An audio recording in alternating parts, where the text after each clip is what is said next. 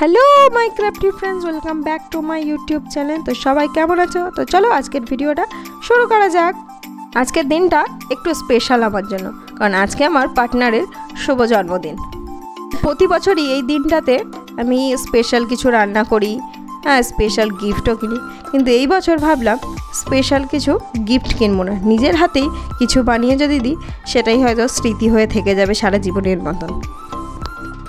তো সেই মতনই আমি একটা কার্ডবোর্ডের টুকরোকে চৌকো করে প্রথমে কেটে নিয়েছি, তারপর ফটো ফ্রেমের একটা আকার দিয়ে নিয়েছি, তারপর সুপার ক্লে দিয়ে দুদিকে দুটো ফুল আর বেশ কিছু পাতা লতা চারিপাশে এঁকে নিয়েছি।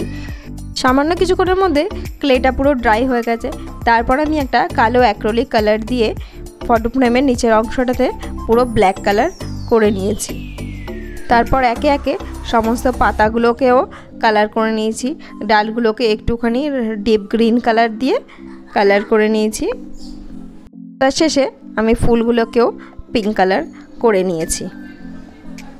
তোমরা কোনো দিন এরকম নিজের হাতে কিছু বানিয়ে নিজের স্পেশাল মানুষটাকে কি গিফট করেছো? যদি গিফট করে থাকো তাহলে আমাকে অবশ্যই কমেন্ট করে বলবে।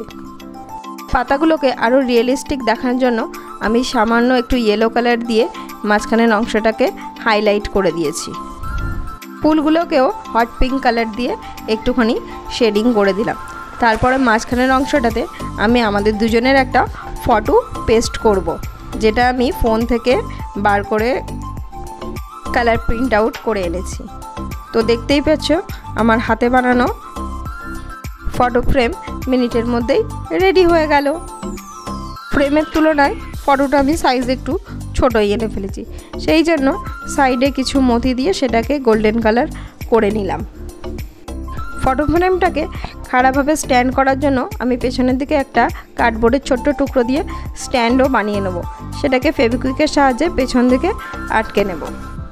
ফটো ফ্রেমটা কেমন লেগেছে আমাকে অবশ্যই জানিও, আর আমার চ্যানেলটাকে সাবস্ক্রাইব করতে ভুলো না। দেখা হবে নেক্সট ভিডিওতে, ততক্ষণের জন্য টাটা।